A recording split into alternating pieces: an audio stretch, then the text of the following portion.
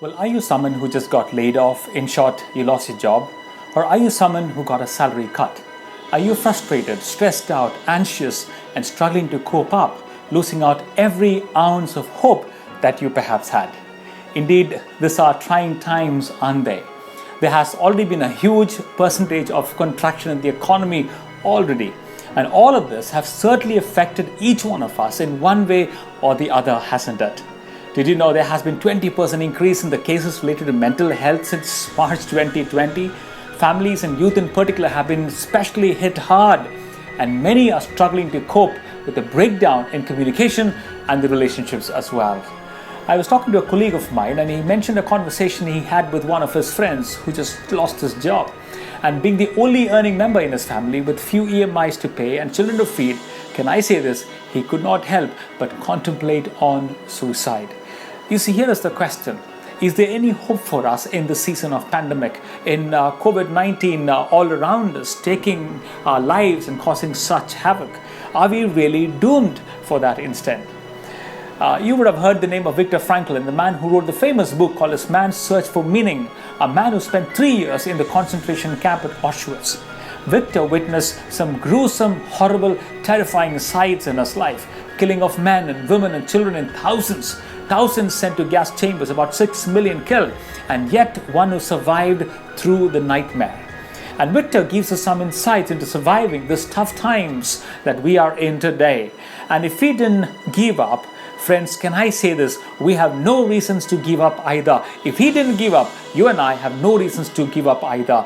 This is what he writes. The prisoners died less from the lack of food or lack of medicines than from the lack of hope or something to live for. In short, the first one to die at the concentration camps were the one who lost all hope.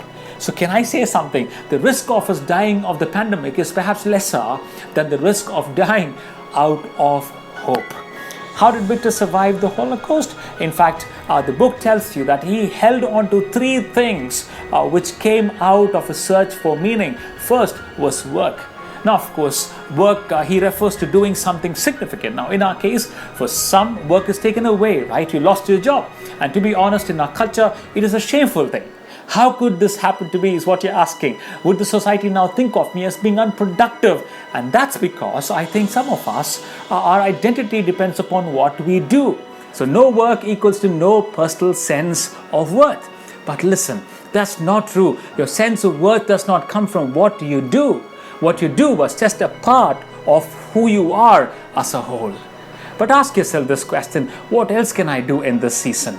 Well, of course, the job is gone, but who else can I ask help for? Who else can I reach out to? In one sense, of course, the pandemic has been good because this has truly gotten us out of the box.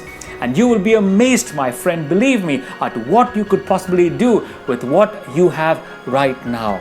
Now, Frankl also got his meaning through love. That means caring for another person.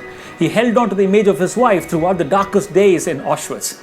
Now, it is also said that even those who are sentenced to the gallows live in hope that somehow, even the last day, something might just happen and they will be released. Now, let me ask you a question. Who will you put your hope upon? Who will you put your trust upon? You see, for some of you, you probably want to put your trust upon your loved one, your wife, your parents, your children. You ask me personally, I put my hope upon my Lord, the one who promises me to never leave me nor forsake me. And he brings the ultimate meaning into my life.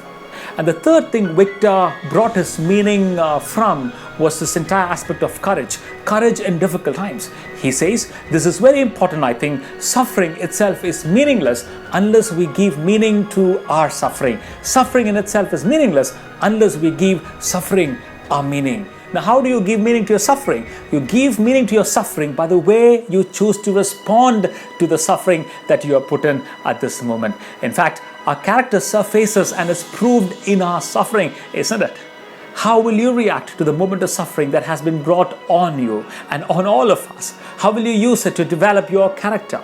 You see, you cannot control what happens to you, but you can certainly control how you respond to what has happened to you. So my friend, the question is, how will you respond to what has come upon us in these moments of life? And here is something I want to say in closing. You see, there are forces beyond our control.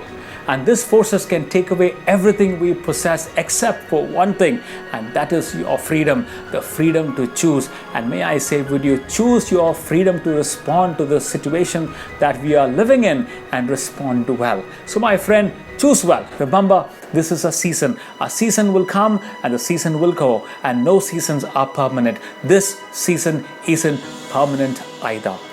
In fact, there's a beautiful song sung by the Isaacs. I'm going to put that link in the description below. Look up the song. It's just beautiful in the way it has been sung and it has been written. It says, lightning flashes all around, rain wash away the ground, peoples change and seasons end, dreams scatter in the wind, but still I'm safe and sound, for you, O Lord, your love like an umbrella covers me.